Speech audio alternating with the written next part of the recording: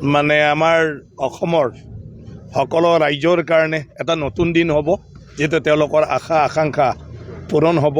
তেওঁলোকে যি ধৰণে আহি থকা দিনটোৰ কাৰণে ৰাজ্যৰ বাবে, ৰাজ্যবাসীৰ বাবে নিজৰ নিজৰ প্ৰতিনিধি বাছনি কৰাৰ কাৰণে ভোটদান দিছিলে।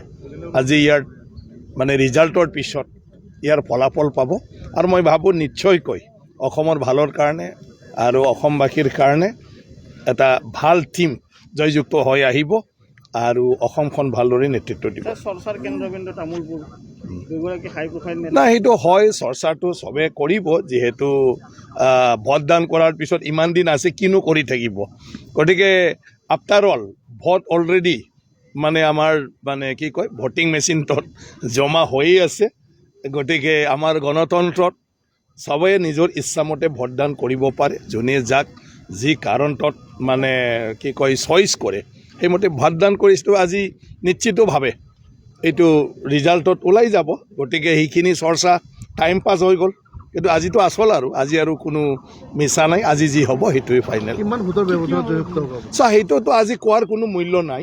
আগৰ কোৱা কিবা কোৱা, আজিতো আচলটোৱে ওলাব। যিহেতু মই ভাবোঁ সেইটো মোতকৈ আপোনালোকে বেছি মানুহৰ পৰা খবৰটো পাব, আৰু কেণ্ডিডেটক চবে মানে দুখ পাব বুলিতো মানে কি কয় বেয়া বুলিতো নকয় ন।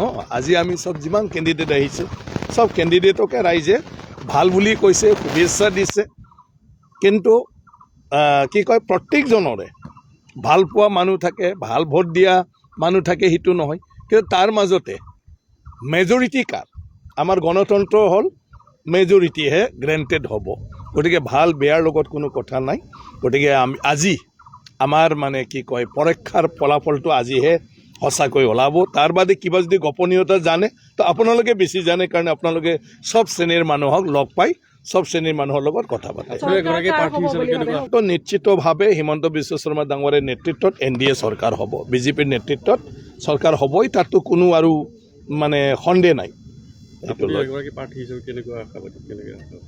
নাই, মই তাকে ক'লোঁ, প্ৰাৰ্থী হিচাপেতো আশা থাকিবই লাগিব। ৰাইজে মানে আমি লগ পাইছোঁ, ৰাইজৰ লগত কথা পাতিছোঁ, ৰাইজক আমি অনুৰোধ কৰিছোঁ, ৰাইজে আমাক সঁহাৰি জনাইছে। তো ডেফিনেটলি মানে আমাৰ এটা আশা থাকিব যে ৰাইজে যিটো মানে আমাৰ আগত প্ৰকাশ কৰিছিলে সেইটোৱেই ভাল থাকিব আৰু ভাল হ'ব। সেইটোতো আমি সদায় প্ৰত্যেকজন প্ৰাৰ্থীয়ে সেইটো চোৱা কিমানখন আসন। মইতো এতিয়া তামোলপুৰতে ব্যস্ত আছোঁ, কোনো জেগাত কোনো কেম্পেইনত যোৱা নাই। কিন্তু এতিয়া এক্সিট পল আৰু আমাৰ পাৰ্টিৰ মানে যিসকল দায়িত্বশীল মানুহবিলাকে গোটেইটো পৰ্যবেক্ষণ কৰিছে। আজি সেইটো লৈতো প্ৰায় মানে 100টোতো হ'বই বুলি কৈ আছে, 100 আগে, আৰু তেনেকুৱা হ'বই। মুঠতে চৰকাৰ হ'বই, সেইটোতো নিশ্চিতভাৱে আৰু।